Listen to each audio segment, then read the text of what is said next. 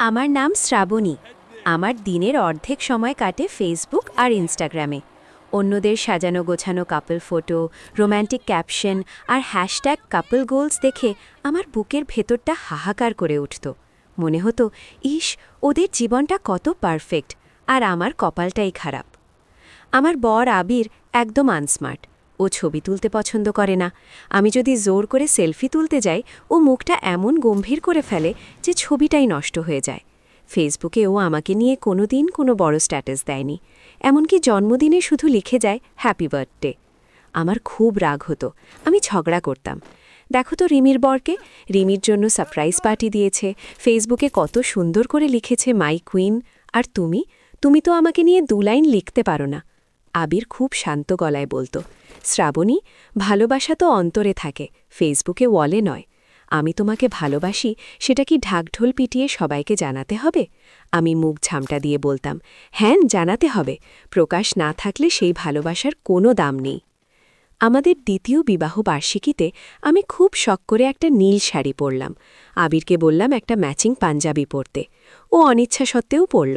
আমি বললাম, চলো ছাদে গিয়ে কিছু ভালো ছবি তুলি, আজ ফেসবুকে আপলোড দেব। আবির বিরক্ত হয়ে বলল, অফিস থেকে ফিরেছি, খুব ক্লান্ত লাগছে শ্রাবণী, ছবি কাল তোলা যাবে না? আমি রেগে গিয়ে ফোনটা বিছানায় আছাড় মারলাম। তোমার সাথে সংসার করাই আমার ভুল হয়েছে। যার বরের মনে কোনো রোম্যান্স নেই, তার মরে যাওয়া উচিত। সেদিন রাতে আবির আর কথা বলেনি, পাশ ফিরে শুয়েছিল। আমিও রাগে ফুঁসছিলাম। পরের দিন সকালে ঘুম থেকে উঠেই আমার শরীরটা খুব খারাপ লাগতে শুরু করল। প্রচণ্ড জ্বর, সাথে বমি, ডেঙ্গু ধরা পড়ল।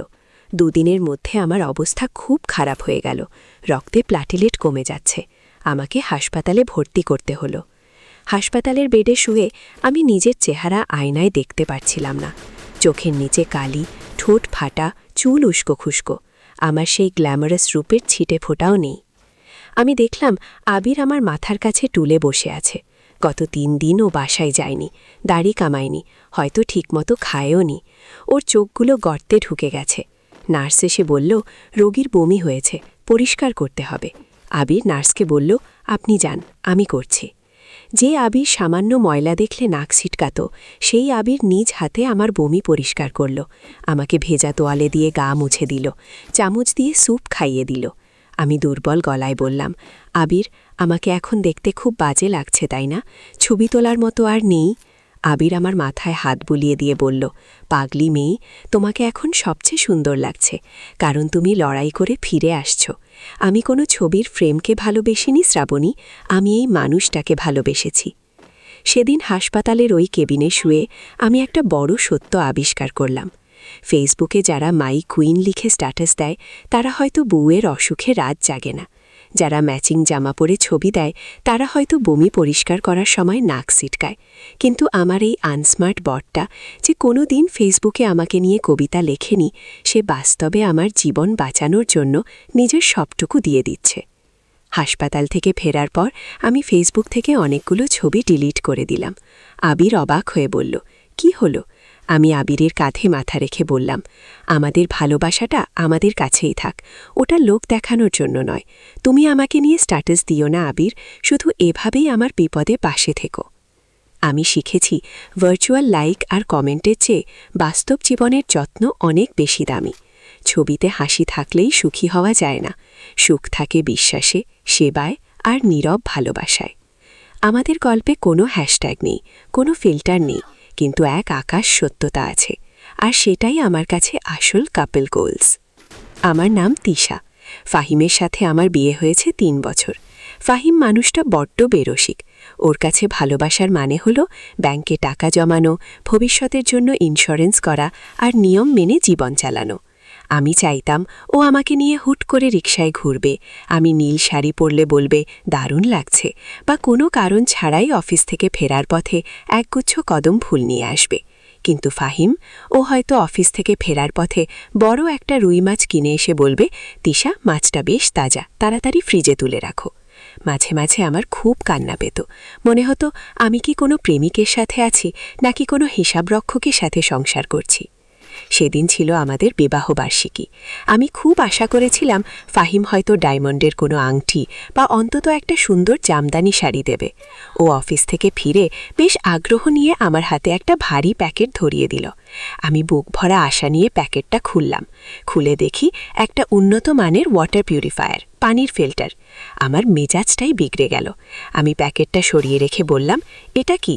ফাহিম খুব স্বাভাবিক গলায় বলল, তোমার পেটে প্রায়ই সমস্যা হয়, ডাক্তার বলেছিল বিশুদ্ধ পানি খাওয়া খুব জরুরি, তাই ভাবলাম এটাই এখন সবচেয়ে দরকারি গিফট।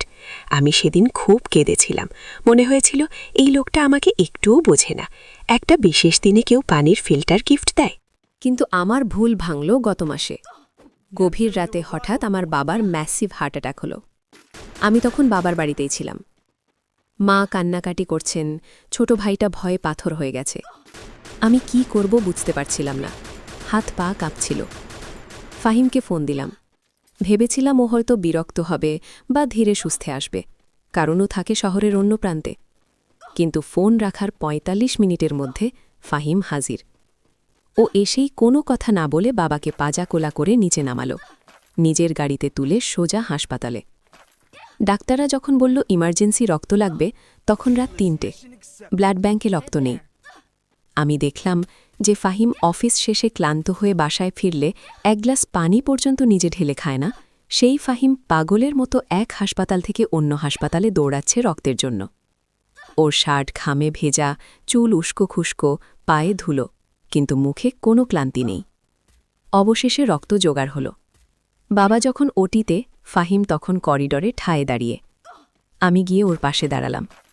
ওর দিকে তাকিয়ে দেখি ওর চোখে মুখে গভীর দুশ্চিন্তা। আমি ফিসফিস করে বললাম, ফাহিম, তুমি একটু বসো, তুমি তো সারা রাত ঘুমাওনি। ও আমার দিকে তাকিয়ে ম্লান হেসে আমার হাতটা ধরল। বলল, বাবা সুস্থ হয়ে কেবিনে ফিরলে তারপর বসব। এখন আমার ভেঙে পড়লে চলবে না তিশা, তোমাকে আর মাকে তো সামলাতে হবে। সেদিন ভোরবেলা যখন ডাক্তার জানালেন বাবা শঙ্কামুক্ত, আমি ফাহিমের দিকে তাকালাম।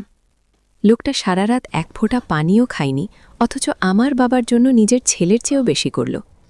আমি সেদিন বুঝলাম, বিবাহবার্ষিকীতে পানির ফিল্টার দেওয়া মানে রোমান্সহীনতা নয়। এর মানে হল ও আমার ছোট ছোট শারীরিক কষ্টগুলো মনে রাখে। ও মুখে হয়তো সিনেমার ডায়লগ বলে না, কিন্তু আমার বিপদ এলে ও সবার আগে পাহাড়ের মতো ঢাল হয়ে দাঁড়ায়। এখন আমি আর কদম ফুলের অপেক্ষা করি না। আমি জানি ফুল ২ দিন পর শুকিয়ে যায়, কিন্তু ফাহিমের মতো মানুষেরা ছায়ার মতো আজীবন পাশে থাকে। ভালোবাসা মানে শুধু আই লাভ ইউ বলা নয়, ভালোবাসা মানে হল যাকে চোখ বন্ধ করে ভরসা করা যায়। আমার বরের নাম পলাশ। পলাশ নামটা শুনলেই মনে হয় লাল রঙের ঝলমলে কিছু, কিন্তু আমার বর পলাশ একদম বর্ণহীন। সোজা বাংলায় বললে ভীষণ কৃপণ। বিয়ের পর থেকেই দেখছি পলাশ ১ টাকা খরচ করার আগে ১০ বার ভাবে। রিক্সা ভাড়া ৫ টাকা কমানোর জন্য রিক্সাওয়ালার সাথে ঝগড়া করে। বাজারে গিয়ে সবচেয়ে কম দামের মাছটা খোঁজে। কোথাও খেতে গেলে মেনু কার্ডের ডান দিকে যেখানে দাম লেখা থাকে আগে তাকায়। আমার খুব লজ্জা লাগত। বান্ধবীদের সাথে বের হলে পলাশ খরচ দিতে চাইত না, বাহানা করত। আমি লজ্জায় মরে যেতাম। আমার মনে হতো আমার কপালটাই খারাপ, এমন একটা লোকের সাথে সংসার করছি যে ভালোবাসার চেয়ে টাকাকে বেশি গুরুত্ব দেয়। সামনে ঈদ। আমি পলাশকে বললাম, এবার ঈদে আমাকে একটা জামদানি শাড়ি দিতে হবে, ৫,০০০ টাকা দাম। পলাশ চোখ কপালে তুলে বলল, ৫,০০০ টাকা? তুমি জানো চালের দাম কত বেড়েছে? এই ঈদের শাড়ি না কিনলে হয় না, আলমারিতে তো অনেক শাড়ি আছে। আমার মাথাটা দপ করে জ্বলে উঠল। চিৎকার করে বললাম, তোমার সাথে সংসার করাই আমার ভুল হয়েছে। সারা জীবন শুধু নেই নেই শুনে গেলাম, একটা শাড়ি দেওয়ার মুরুদ নেই, আবার বড় বড় কথা। পলাশ চুপ করে মাথা নিচু করে রইল। আমি রাগে বাপের বাড়ি চলে যাওয়ার হুমকি দিলাম। পলাশ তাও কিছু বলল না। ঈদের দিন সকালে আমি মুখ ভার করে বসে আছি, কোনো নতুন কাপড় পরিনি। পলাশ সকালে নামাজ পড়ে এসে আমার হাতে একটা খাম ধরিয়ে দিল। আমি তাচ্ছিল্য করে বললাম, কি এটা, 100 টাকার সালামি? পলাশ শান্ত গলায় বলল, খুলেই দেখো। আমি খামটা খুললাম। ভেতরে একটা দলিলের কাগজ আর একটা চাবি। আমি বুঝতে না পেরে তাকালাম। পলাশ বলল, ওই যে রাস্তার মোড়ে ছোট দোকানটা হচ্ছে, ওটা আমি তোমার নামে বুকিং দিয়েছি। তুমি সবসময় বলতে না তোমার নিজের একটা বুটিক শপ করার শখ। গত ৫ বছর ধরে আমি রিকশায় না চড়ে, ভালো মাছ না খেয়ে, ছেঁড়া গেঞ্জি পরে টাকাটা জমিয়েছি। 5,000 টাকার শাড়ি হয়তো কিনে দিতে পারিনি তিথি, কিন্তু তোমার সারা জীবনের স্বপ্নটা কিনে দেবার চেষ্টা করেছি। আমার হাত থেকে কাগজটা পড়ে গেল। আমি পলাশের দিকে তাকালাম।